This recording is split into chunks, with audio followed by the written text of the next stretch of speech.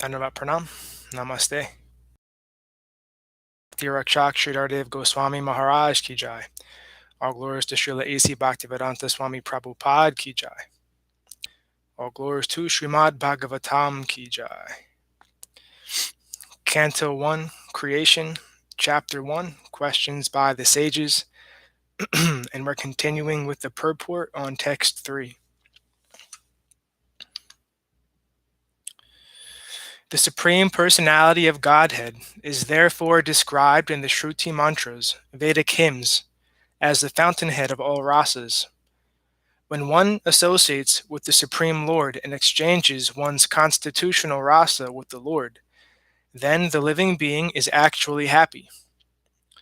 These Shruti mantras indicate that every living being has a constitutional position which is endowed with a particular type of rasa to be exchanged with the personality of Godhead. In the liberated condition only, this primary rasa is experienced in full. In the material existence, the rasa is experienced in the perverted form, which is temporary. And thus the rasas of the material world are exhibited in the material form of raudra, anger, and so on.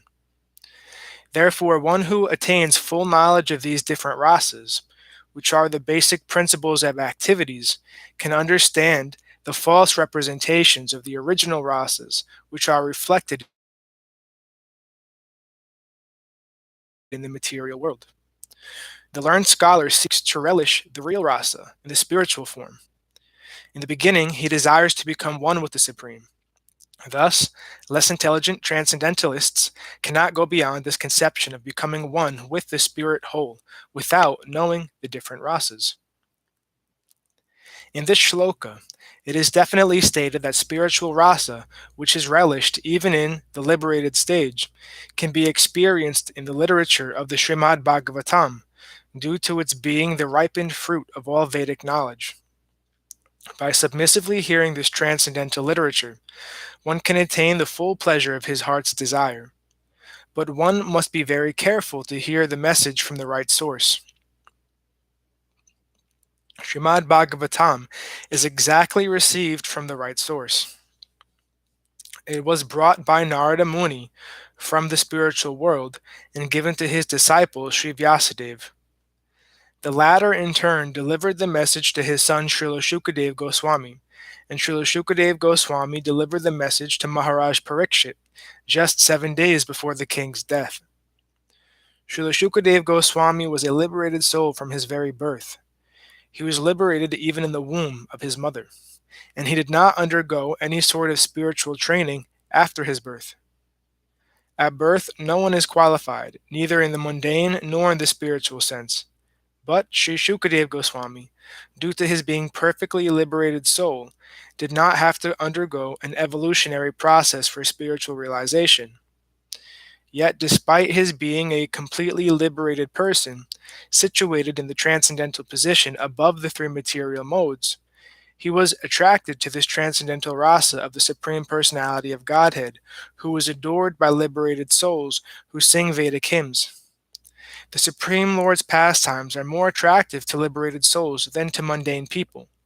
He is of necessity not impersonal because it is only possible to carry on transcendental rasa with a person. In Śrīmad-Bhāgavatam, the transcendental pastimes of the Lord are narrated, and the narration is systematically depicted by Srila Shukadev Goswami. Thus, the subject matter is appealing to all classes of persons, including those who seek liberation and those who seek to become one with the Supreme Whole. In Sanskrit, the parrot is also known as shuka. When a ripened fruit is cut by the red beaks of such birds, its sweet flavor is enhanced.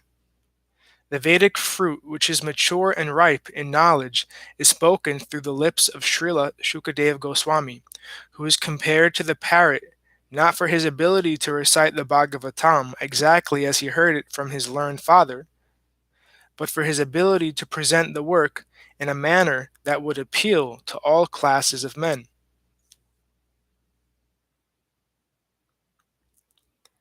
The subject matter is so presented through the lips of Srila Shukadev Goswami that any sincere listener that hears submissively can at once relish transcendental tastes which are rare, distinct, which are distinct from the perverted tastes of the material world. The ripened fruit is not dropped all of a sudden from the highest planet of Krishna Loka. Rather, it has come down carefully through the chain of disciplic succession without change or disturbance. Foolish people who are not in the transcendental disciplic succession commit great blunders by trying to understand the highest transcendental rasa, known as the rasa dance, without following the footsteps of Shukadev Goswami, who presents this fruit very carefully by stages of transcendental realization. One should be intelligent enough to know the position of Śrīmad-Bhāgavatam by considering personalities like Shukadev Goswami, who deals with the subject so carefully. This process of disciplic succession of the Bhagavat school suggests that in the future also Śrīmad-Bhāgavatam has to be understood from a person who is factually a representative of Srila Shukadev Goswami. A professional man who makes a business out of reciting the Bhagavatam illegally is certainly not a representative of Shukadev Goswami.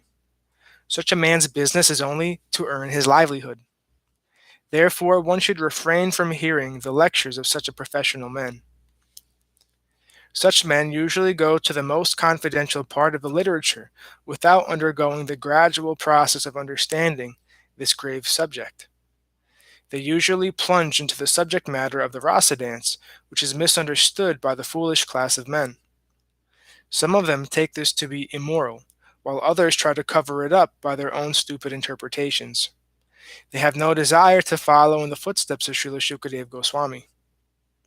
One should conclude, therefore, that the serious student of the rasa should receive the message of Bhagavatam in the chain of disciplic succession from Srila Shukadev Goswami, who describes the Bhagavatam from its very beginning, and not whimsically to satisfy the mundaner who has very little knowledge in transcendental science.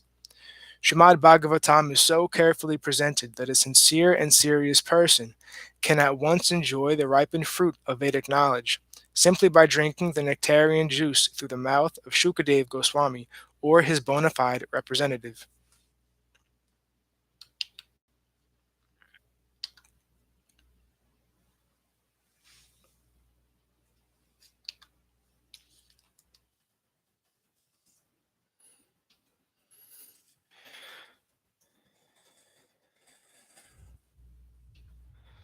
Text 4.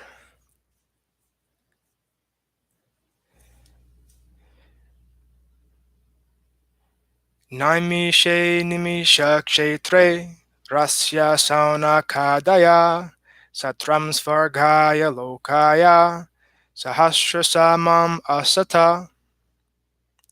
Once in a holy place in the forest of Naimisharanya, great sages headed by the sage Sanaka assembled to perform a great 1,000-year sacrifice for the satisfaction of the Lord and his devotees. Purport from Srila A.C. Bhaktivedanta Swami Prabhupada. The prelude of the Śrīmad-Bhāgavatam was spoken in the previous 3 shlokas. Now the main topic of this great literature is being presented. Śrīmad-Bhāgavatam, after its first recitation by Srila Shukadev Goswami, was repeated for the second time at Naimisharanya. In the Vaiyavya Tantra, it is said that Brahma, the engineer of this particular universe, contemplated a great wheel which the hub of this great circle was fixed at a particular place known as Naimisharanya. Similarly, there is another reference to the forest of Naimisharanya in the Varaha Purāna, where it is stated that by performance of sacrifice at this place, the strength of demoniac people is curtailed. Thus Brahmins prefer Naimisharanya for such sacrificial performances. The devotees of Lord Vishnu offer all kinds of sacrifices for his pleasure. The devotees are always attached to the service of the Lord, whereas fallen souls are attached to the pleasures of material existence. In Bhagavad Gita, it is said that anything performed in the material world for any reason other than for the pleasure of Lord Vishnu causes further bondage for the performer. It is enjoined, therefore, that all acts must be performed sacrificially for the satisfaction of Vishnu and his devotees. This will bring everyone peace and prosperity. The great sages are always anxious to do good to the people in general, and as such, the sages headed by Sanaka and others assembled at this holy place of Naimisharanya with a program of performing a great and continuous chain of sacrificial ceremonies. Forgetful men do not know the right path for peace and prosperity. However, the sages know it well, and therefore, for the good of all men, they are always anxious to perform acts which may bring about peace in the world. They are sincere friends to all living entities, and at the risk of great personal inconvenience, they are always engaged in the service of the Lord for the good of all people. Lord Vishnu is just like a great tree, and all others, including the demigods, men, siddhas, charanas, vidyadharas, and other living entities, are like branches, twigs, and leaves of that tree. By pouring water on the root of the tree, all the parts of the tree are automatically nourished. Only those branches and leaves which are detached cannot be so satisfied. Detached branches and leaves dry up gradually despite all watering attempts. Similarly, human society, when it is detached from the personality of Godhead, like detached branches and leaves, is not capable of being watered, and one attempt to do so is simply wasting his energy and resources. The modern materialistic society is detached from its relation to the Supreme Lord, and all its plans, which are being made by atheistic leaders, are sure to be baffled at every step. Yet they do not wake up to this. In this age, the congregational chanting of the holy names of the Lord is the prescribed method for waking up. The ways and means are most scientifically presented by Lord Sri Chaitanya Mahaprabhu, and intelligent persons may take advantage of his teachings in order to bring about real peace and prosperity. Śrīmad-Bhāgavatam is also presented for the same purpose, and this will be explained more specifically later in the text. Text 5. Takeda tu munaya pratarhuta hutagnayo satkritam sutam ashinam praprachor idam adarat. One day, after finishing their morning duties by burning a sacrificial fire and offering a seat of esteem to Srila Sutta Goswami, the great sages made inquiries with great respect about the following matters. Purport by Srila A.C. Bhaktivedanta Swami Prabhupada. Morning is the best time to hold spiritual services. The great sages offered the speaker of the Bhagavatam an elevated seat of respect called the Vyasasan, or the seat of Sri Vyasadeva. Sri Vyasadeva is the original spiritual preceptor for all men, and all other preceptors are considered to be his representatives. A representative is one who can exactly present the viewpoint of Sri Vyasadeva. Sri Vyasadeva impregnated the message of Bhagavatam unto Srila Shukadeva Goswami, and Sri Sutta Goswami heard it from Sri Sukadeva Goswami. All bona fide representatives of Sri Vyasadeva in the chain of disciplic succession are to be understood to be the Goswamis. These Goswamis restrain all their senses and they stick to the path made by the previous acharyas. The Goswamis do not deliver lectures on Bhagavatam capriciously. Rather, they execute their services most carefully, following their predecessors who delivered the spiritual message unbroken to them. Those who listen to the Bhagavatam may put questions to the speaker in order to elicit the clear meaning, but this should not be done in a challenging spirit. One must submit questions with great regard for the speaker and subject matter. This is also the way recommended in Bhagavad Gita. One must learn the transcendental subject by submissive oral reception from the right sources. Therefore, these sages addressed the speaker, Sutta Goswami, with great respect.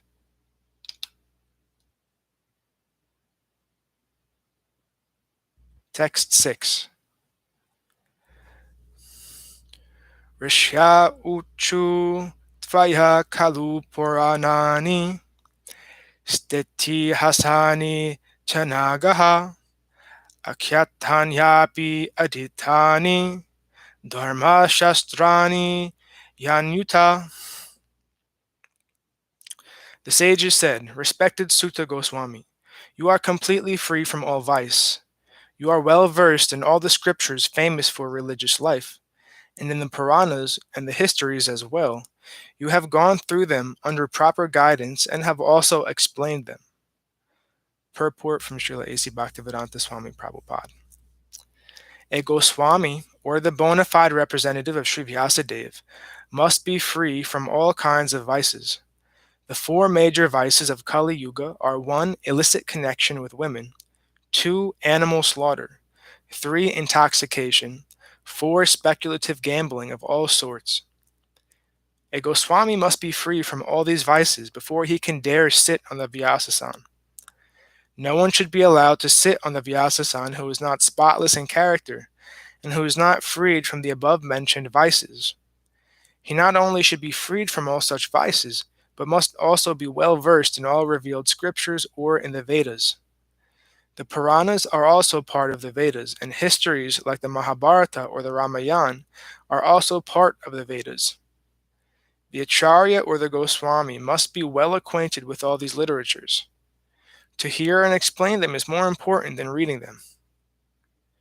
One can assimilate the knowledge of the revealed scriptures only by hearing and explaining. Hearing is called Shravana, and explaining is called Kirtana. The two processes of Shravana and Kirtana are of primary importance to progressive spiritual life. Only one who has properly grasped the transcendental knowledge from the right source by submissive hearing can properly explain the subject.